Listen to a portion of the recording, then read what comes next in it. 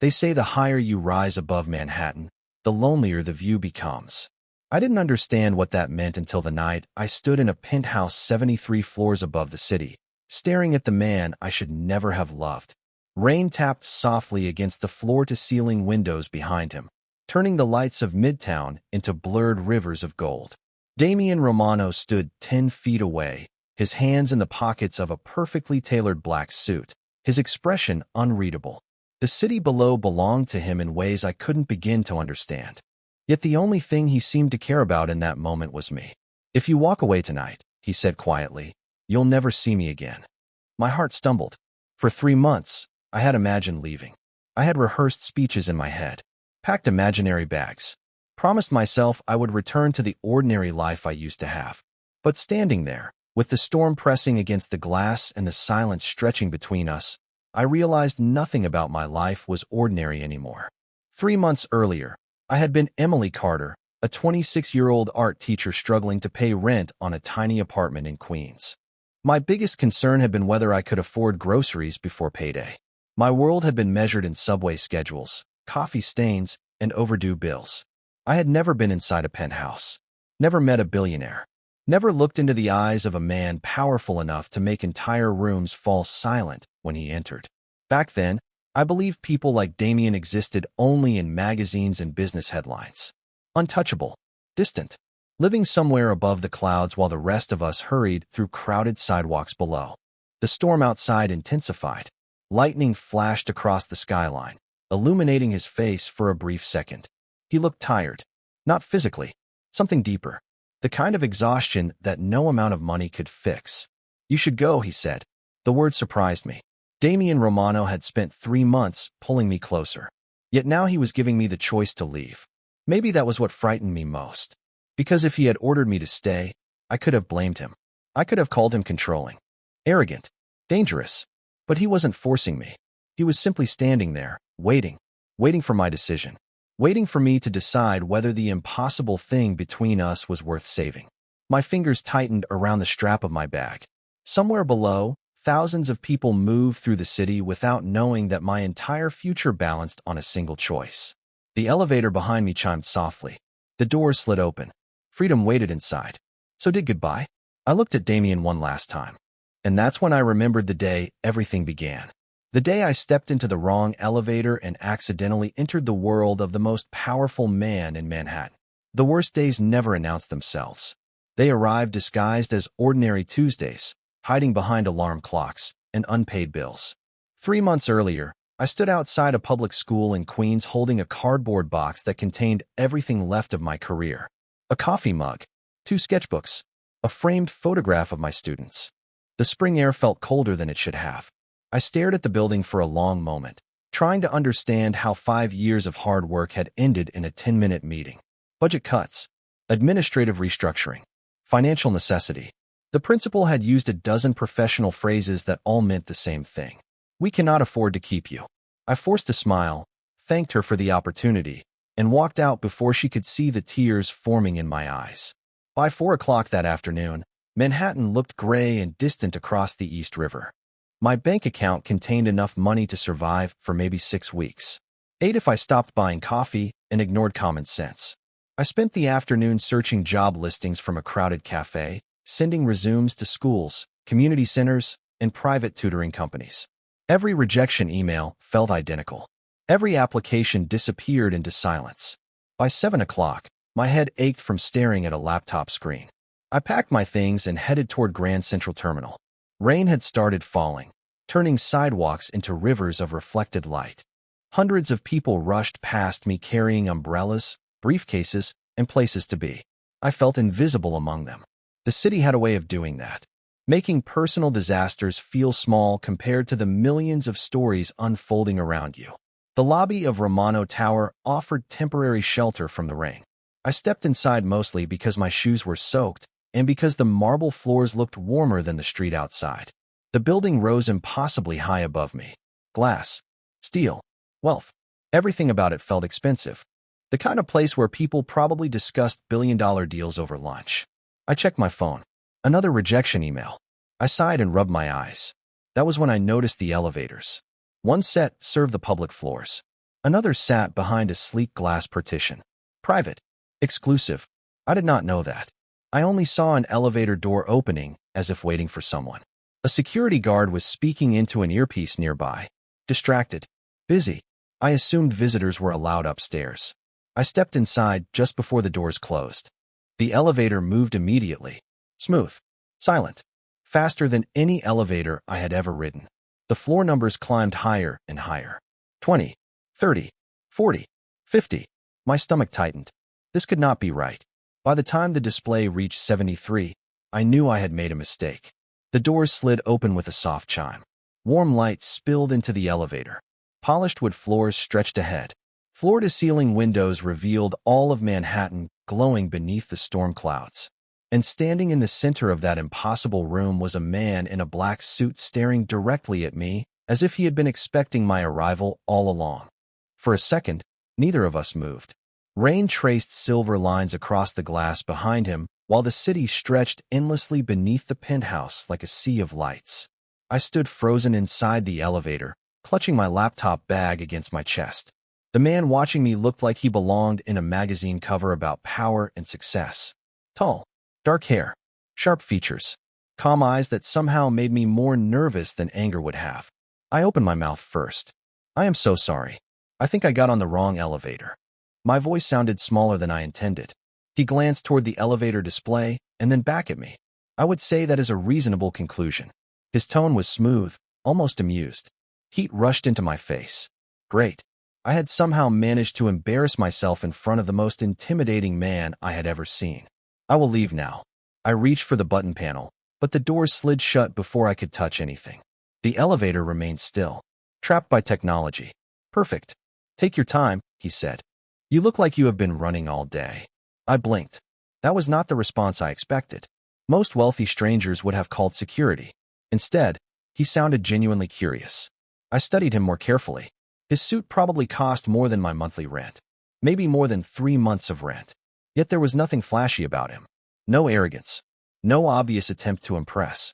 Just quiet confidence. The kind that came from never needing approval. Rough day, he asked.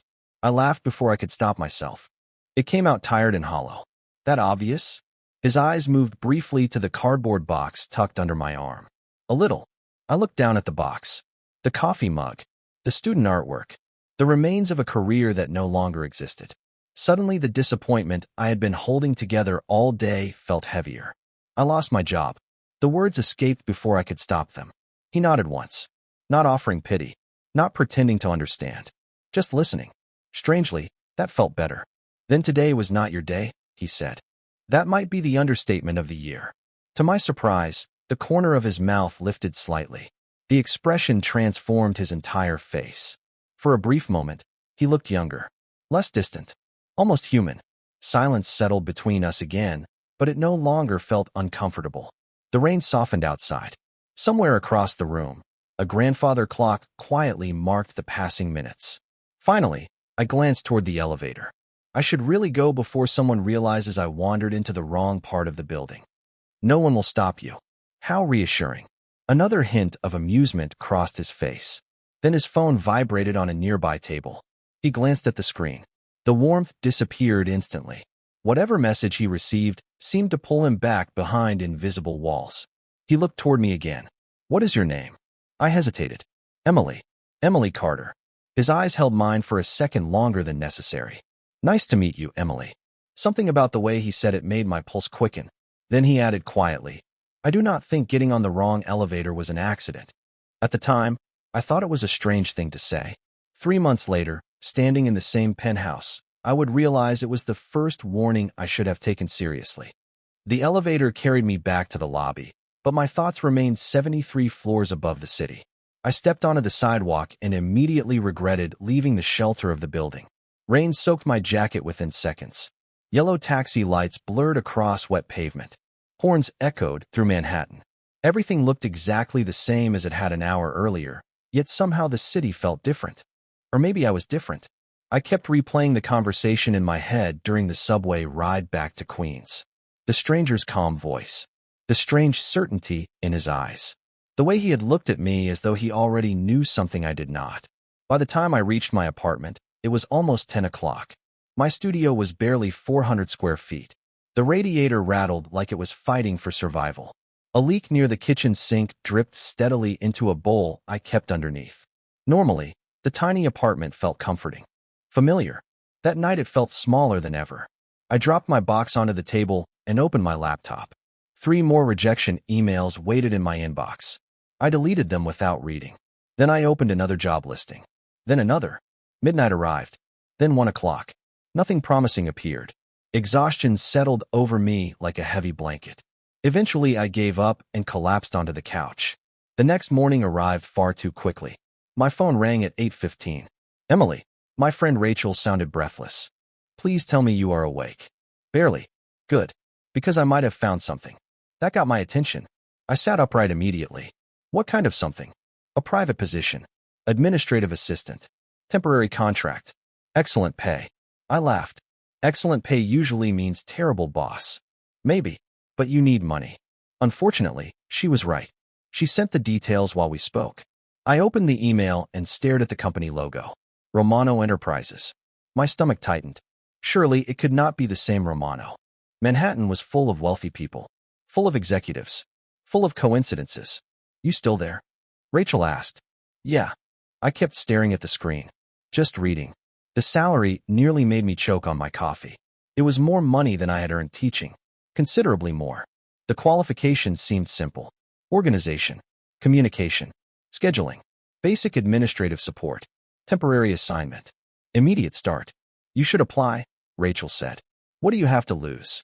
That question followed me for the rest of the day. By late afternoon, curiosity finally won. I submitted my resume and forgot about it. Or at least I tried to. 23 minutes later, my phone buzzed. New email. Interview request. Tomorrow morning. Romano Tower. Floor 73. I stared at the message for a full minute.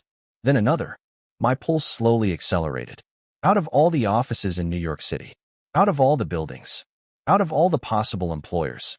The interview was taking place in the one place I could not stop thinking about. And for the first time since losing my job, I had the uncomfortable feeling that my future was already moving toward me, whether I was ready or not.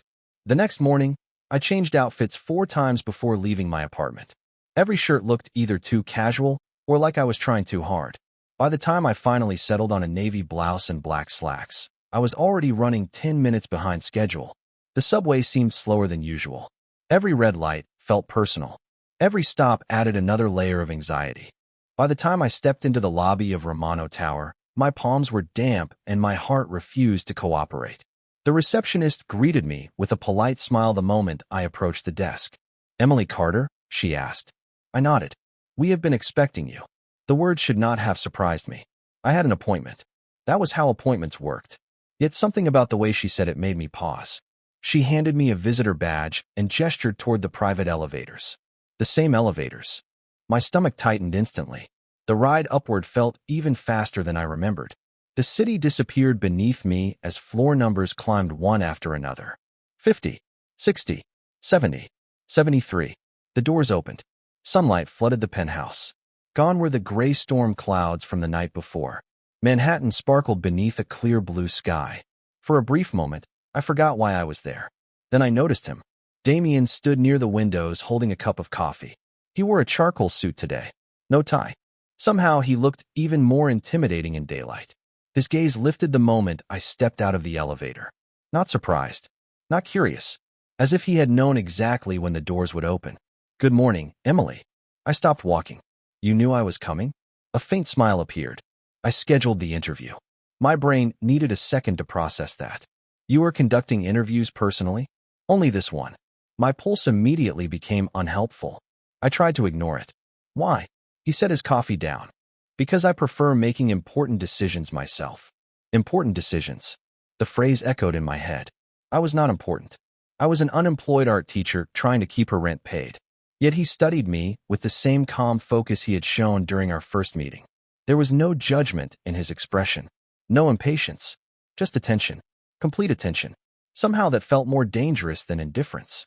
A woman entered carrying a tablet and several folders. She introduced herself as Victoria, the operations director. The interview began. At least, I assumed it was an interview. Most interviews involve questions about qualifications and experience. This one felt different. Damien asked about my students, my goals, my favorite books, the reason I became a teacher. He listened carefully to every answer. Victoria occasionally glanced between us with an expression I could not quite decipher. After 40 minutes, Damien closed the folder in front of him. You are hired. I blinked. That is it. That is it. You have not even checked my references. I already did. My mouth opened. Closed. Opened again. You already what? For the first time, something resembling amusement appeared in his eyes. Emily, I run several companies. I do not invite people here without doing research first. The room suddenly felt much larger, and somehow much smaller at the same time. Then Damien slid a contract across the table. If you accept, you start Monday. I looked down at the salary and nearly forgot how to breathe. I stared at the contract for what felt like an entire minute. The salary number refused to look real. I read it once, then twice, then a third time just to make sure my exhausted brain was not inventing extra zeros. It was more money than I had ever earned in a year. More than enough to pay rent. More than enough to breathe again. Across the table, Damien remained perfectly calm while I struggled to process what sat in front of me. There has to be a catch, I finally said. Victoria lowered her eyes as if hiding a smile. Damien leaned back slightly in his chair. There is no catch. Nobody offers this kind of salary for administrative work. I do. His answer arrived without hesitation. That should not have been reassuring. Somehow it was. I looked back at the contract. Full benefits. Flexible housing allowance. Transportation coverage. Everything seemed unusually generous. Almost impossible. Why me? The question escaped before I could stop it. Damien's gaze settled on me. Steady. Focused. Uncomfortable in the way only complete attention can be. Because you are qualified. There are probably hundreds of qualified people. There are. Then why me? For a moment, silence filled the room. Manhattan glittered beyond the windows. Somewhere far below, traffic moved through the city like streams of light. Damien finally spoke. Because most people tell me what they think I want to hear. I frowned. And I do not. No. The answer came immediately. You say what you actually think. Something warm stirred unexpectedly in my chest. I looked away first. The compliment felt strangely personal. Victoria cleared her throat and stood. I will leave you both to finish reviewing the paperwork. The moment she disappeared through the doorway, the penthouse seemed quieter, larger. I signed the final page before I could overthink myself into unemployment again. Damien accepted the contract and glanced at the signature.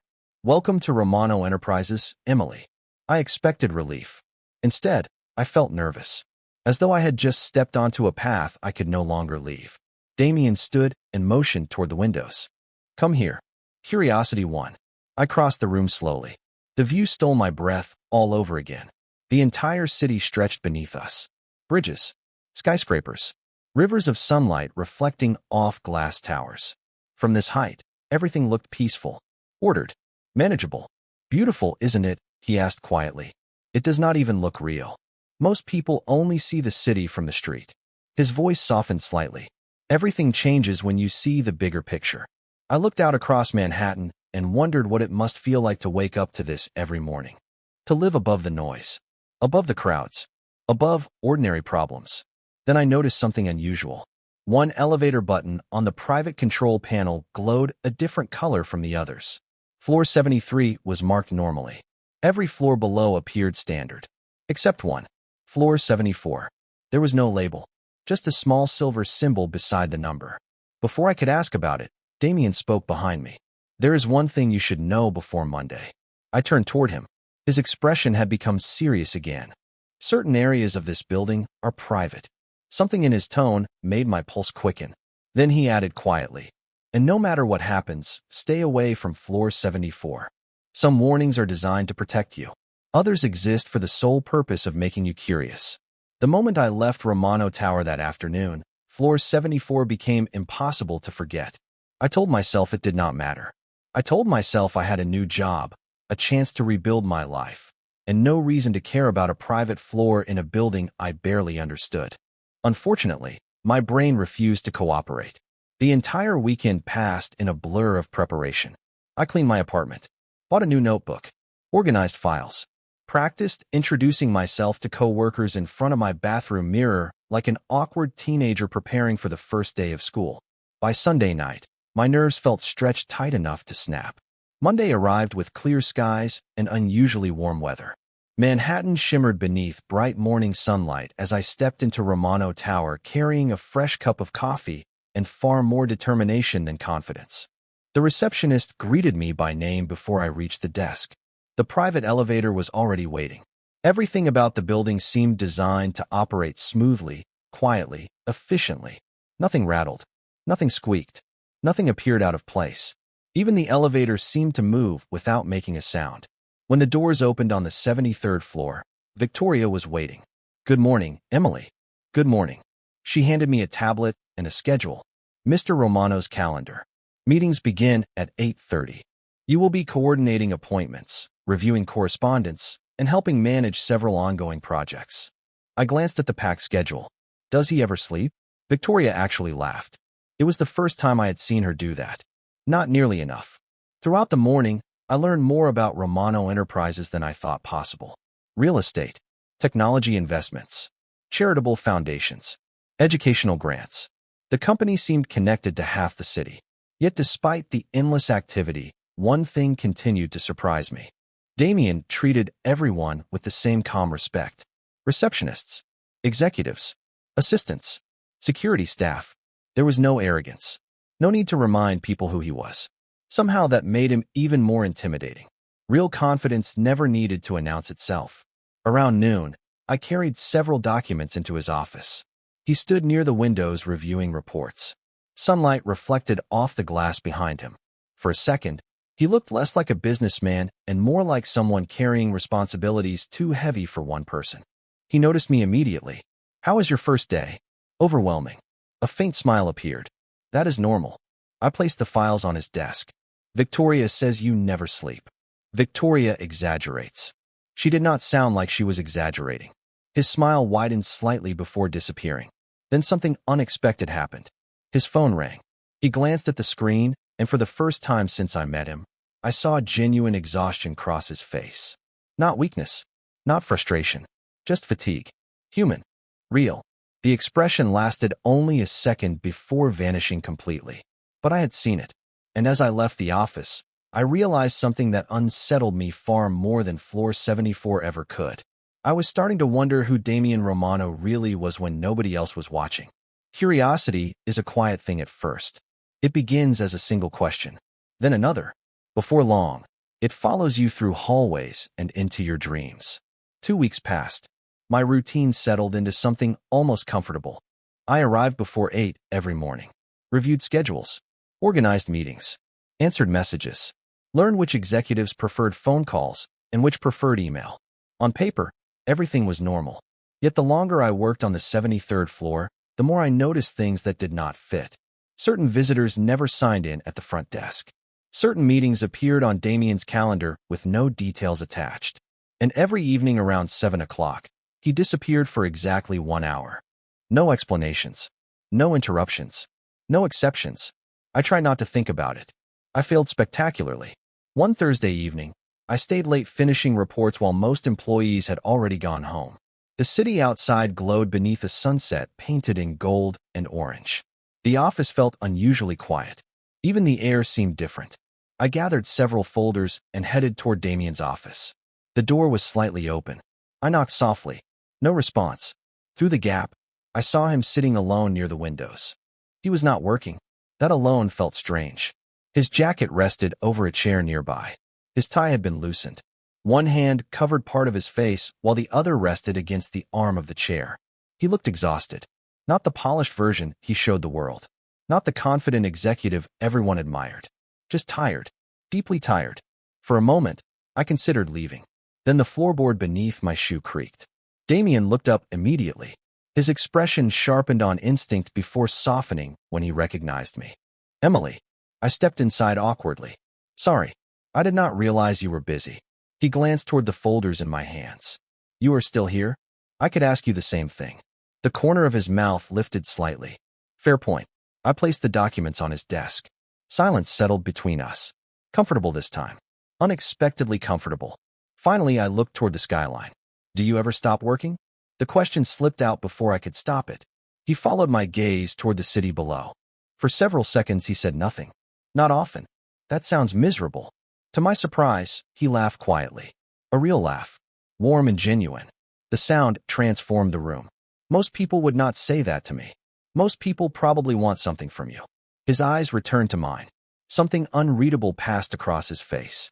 And what do you want, Emily? The question caught me off guard. I thought about it honestly. A steady paycheck. Working plumbing. Maybe 8 hours of sleep. Another smile appeared. Small but real. Then his expression changed. Not dramatically. Just enough for me to notice. Sadness. Brief and fleeting. Gone almost immediately. Yet I had seen it. The realization settled heavily in my chest. For the first time, I stopped seeing Damian Romano as the man who seemed to own half of Manhattan, and started seeing him as someone carrying a loneliness far larger than any penthouse could ever hide. After that evening, something shifted between us. Not dramatically, not all at once. It happened in small moments that would have seemed insignificant to anyone else. Damian started asking how my day was before discussing work. I started bringing an extra coffee in the morning because I noticed he often forgot breakfast. We learned each other's routines without ever talking about them. The city moved through autumn while the distance between us quietly disappeared. One Friday evening, heavy rain trapped half of Manhattan in traffic. Most employees left early. The office emptied until only a handful of lights remained glowing across the 73rd floor. I was organizing reports when the power flickered briefly. Thunder rolled across the skyline. The sound echoed through the glass walls surrounding us. A few minutes later, Damian appeared beside my desk, holding 2 cups of coffee. You are still here. I accepted the cup with surprise. So are you. Fair point. The familiar answer made me smile despite myself. Outside, rain streamed across the windows in silver ribbons. The city looked softer somehow, less intimidating. Damian leaned against the edge of a nearby desk and looked out toward the storm. What would you be doing right now if you were not here? The question caught me off guard. I thought about it honestly. Probably grading art projects. Do you miss teaching? I stared into my coffee. The answer should have been simple. Instead, it took several seconds. Sometimes. He nodded as though he understood. But I do not miss wondering whether I could pay rent every month. A shadow crossed his expression. Nobody should have to live that way. The certainty in his voice surprised me. Most wealthy people talked about financial struggles like abstract concepts. Damian sounded personally offended by the idea. Silence settled between us again. Comfortable. Easy. Dangerous. I was beginning to enjoy these moments far more than I should. Then something unexpected happened. His phone buzzed on the desk nearby. The screen lit up briefly before he turned it over. I only caught a glimpse. A photograph. An older woman smiling beside a younger version of Damian. For the first time, I saw a genuine emotion flash across his face. Not power. Not control. Loss. Deep and unmistakable. He noticed me looking and quietly picked up the phone. My mother, he said before I could ask. She passed away several years ago. I am sorry. The words felt inadequate. He looked toward the rain-covered skyline. She loved storms. His voice softened. She used to say people reveal who they really are when the weather turns bad. Something tightened in my chest. For a moment, he did not look like the powerful man everyone admired. He looked like a son who still missed his mother. And somehow that realization affected me more than anything else I had learned about him. The storm continued outside, while Manhattan disappeared beneath curtains of rain. Neither of us spoke for several minutes. Yet for the first time since I met Damian Romano, silence no longer felt like a wall. It felt like trust. And that frightened me more than any secret hidden inside the building. The closer I felt to Damian, the more questions began to appear. They arrived quietly at first. Small inconsistencies. Strange details. Things that did not seem important until they started connecting together. One evening, nearly 3 months after I started working at Romano Enterprises, I stayed late preparing documents for a foundation meeting. Most of the floor was empty. The city outside shimmered beneath thousands of lights. Somewhere below, Manhattan continued moving while the 73rd floor remained almost perfectly silent. I carried a stack of folders toward the archive room and noticed a file left on one of the conference tables. Normally, I would have ignored it. Instead, a familiar name caught my attention. Emily Carter. My name. I stopped walking. My pulse immediately quickened. The file should not have existed. Curiosity overcame common sense. I opened it. The first page contained basic information. My college. My previous teaching position. Employment history. None of that was surprising. Employers perform background checks all the time. Then I turned the page. The second section was different. Much more detailed. Notes about my favorite art programs. Volunteer work from years earlier. A scholarship application I had completed in college. Information that should not have been easy to find. My stomach tightened. I continued reading. Every page revealed another piece of my life. Not criminal records. Not financial reports. Personal details. The kind of information gathered by someone paying very close attention. The room suddenly felt colder. I closed the folder and stepped backward. Memories rushed through my mind. The first meeting in the penthouse. The immediate job offer. The way Damien always seemed to know more than he should. The unsettling certainty that had followed me since the beginning. A quiet sound behind me made me turn. Damien stood in the doorway. He looked at the folder, then at me. For several seconds, neither of us spoke. The silence felt heavier than anything I had experienced before. Finally, I found my voice. How long? My question sounded smaller than I intended. His expression remained calm, but something guarded appeared in his eyes. Emily, how long have you been collecting information about me? He walked into the room slowly. Not defensive, not angry. Careful. That somehow hurt more. Before I hired you. My chest tightened. Before the interview? He nodded once. The answer landed harder than I expected. Every conversation, every coincidence, every moment that felt accidental suddenly looked different. Why? The question escaped before I could stop it. Damien looked at me for a long moment. Because I wanted to know who you were. You could have asked. A shadow crossed his face. I know. The disappointment I felt surprised me.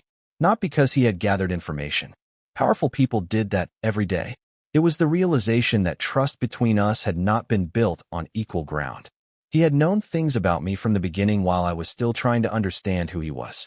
I closed the folder and stepped away.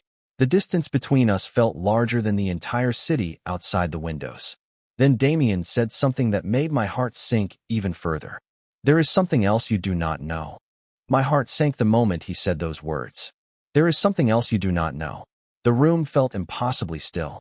Beyond the windows, Manhattan glittered beneath the night sky, unaware that my entire understanding of the past 3 months was beginning to crack. I folded my arms tightly across my chest. What else could there possibly be? Damien did not answer immediately. That hesitation frightened me more than any explanation could have. Finally, he looked directly at me. The day you entered this building for the first time was not the first time I saw you. For a second, I thought I had misheard him. What? His expression remained calm, but there was regret in his eyes now. Real regret.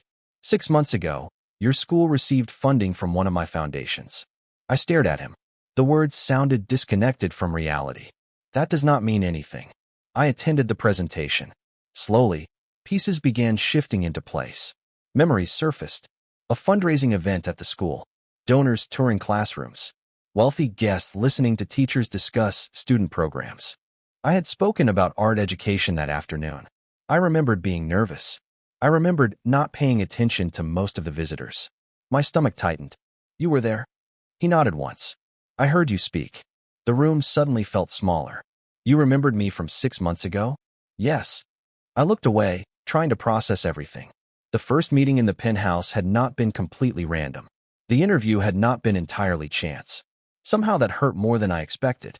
So when I walked into the wrong elevator, I recognized you. His honesty made it impossible to argue. I wanted to be angry. Part of me was angry, but another part kept remembering every late conversation, every quiet moment, every glimpse of the person behind the polished image. That made everything more complicated. You should have told me. My voice sounded tired. I know. The sincerity in his answer only made it worse. Silence settled between us again. This time it felt painful, heavy, necessary. Finally, I picked up my bag from the table. Damien immediately understood what I was about to do. Emily. I shook my head. I need time. The words came out softer than I intended. Right now, I do not know what is real anymore. Something flickered across his face. Not anger, not frustration. Hurt, deep and unmistakable. Yet he did not try to stop me. He did not argue. He did not tell me to stay. That somehow broke my heart a little. I walked toward the elevator. Every step felt heavier than the last. The doors opened. I stepped inside and turned around one final time. Damien remained exactly where I had left him, standing alone beneath the city lights, watching me leave. For a brief moment, I almost changed my mind. Almost stayed. Then the doors slid closed between us. As the elevator descended toward the lobby, I stared at my reflection in the mirrored wall and realized something terrifying. Leaving the penthouse should have felt like freedom. Instead, it felt like losing something I was not ready to let go of. The next morning, I woke up expecting clarity. Instead, I found emptiness. My apartment felt unusually quiet. The radiator rattled. Traffic drifted through the window. Somewhere downstairs, a neighbor argued with a delivery driver. Ordinary sounds. Ordinary life. Exactly what I thought I wanted back. Yet nothing felt right. For the first time in months, I did not have a reason to go to Romano Tower. No overflowing calendar to organize. No meetings to coordinate. No unexpected conversations near the windows overlooking Manhattan. I spent the day pretending to be productive. I cleaned shelves that did not need cleaning. Reorganized books I had already organized. Answered emails that could have waited. By evening, I finally admitted the truth. I missed him. Not the wealth. Not the penthouse. Not the impossible world he inhabited. I missed Damien. That realization should have made things easier. It did not. 3 days passed. Then 5. A full week. No phone calls. No messages. No attempts to convince me to return. The silence hurt more than I expected. Part of me wanted him to fight for us. Another part knew he was respecting the one thing I had asked for. Time. On the 8th day, Rachel convinced me to leave my apartment. "You look like someone canceled Christmas," she announced while dragging me into a coffee shop near Bryant Park. "I am fine. You have said that 14 times in 10 minutes. I stared into my coffee. She was not wrong. The conversation drifted elsewhere until a news report appeared on the television mounted above the counter. My attention sharpened instantly. Romano Enterprises. The headline flashed across the screen. A major acquisition had collapsed unexpectedly. Analysts discussed financial uncertainty. Investors expressed concern. The details blurred together. What caught my attention was the photograph accompanying the story. Damien stood outside one of his buildings, surrounded by reporters. He looked exhausted. Far more exhausted than I had ever seen him. Rachel followed my gaze. "That is him, isn't it?" I did not answer. I did not need to. Something twisted painfully inside my chest. For months, I had watched Damien carry responsibilities most people could not imagine. Yet this was different. He looked alone. Truly alone. Later that evening, unable to stop myself, I opened my laptop and searched every article I could find. The stories painted a picture of a man under extraordinary pressure. Business setbacks. Endless scrutiny. Public criticism. Through it all, one detail remained consistent. Damien never blamed anyone else. Never complained. Never defended himself. He simply kept moving forward. I closed the laptop and sat in silence.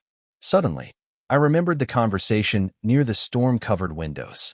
The photograph of his mother. The loneliness hidden behind confidence. The quiet sadness he thought nobody noticed. For the first time, I saw the situation clearly.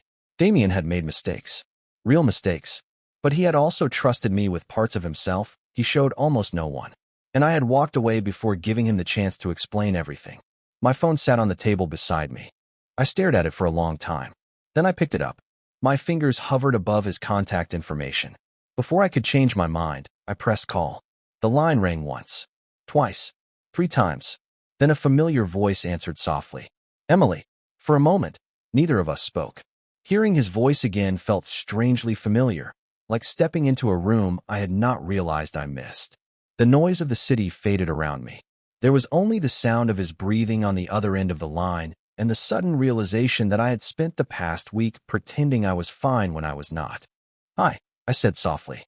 Brilliant opening. Damien let out a quiet laugh. The sound carried relief I did not expect. "Hi." Another silence followed. This one felt different from the others. Less painful. More hopeful. "I saw the news," I finally admitted. "I figured. Are you okay?" The question slipped out before I could stop it.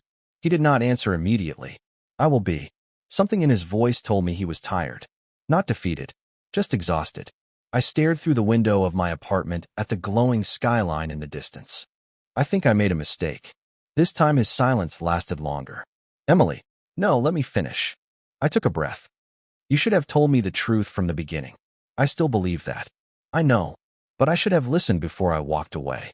The city lights blurred slightly as emotion tightened my throat.